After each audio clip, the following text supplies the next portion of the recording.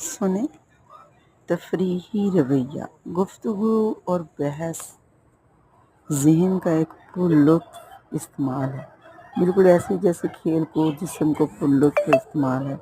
لہذا گفتگو اور بحث کا اصل مقصد اس سے لطف اندوز ہونا اور دوسروں کو لطف اندوز کروانا ہوتا ہے۔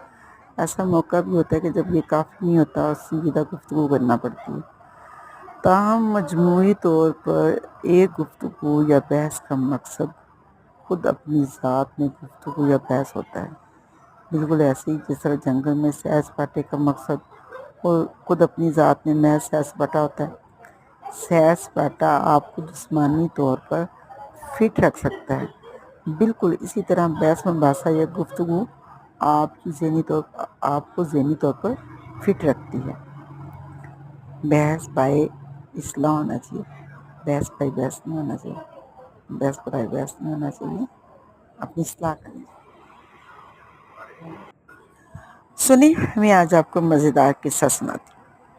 ایک پہاڑی کی چوٹی پر 3 دیو رہتے تھے، ان کا نام تھا ہوا، پانی اور بجلی۔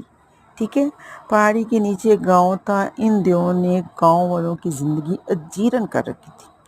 کبھی پانی برستا اور پانی کا ریلا گاؤں کو بہا کر لے جاتا، کبھی ہوا اس قدر زور سے چلتی کہ کھیت برباد ہو جاتے، کبھی بجلی کی کڑک کر کے گرتی اور گاؤں والوں کے مویشی مر جاتے۔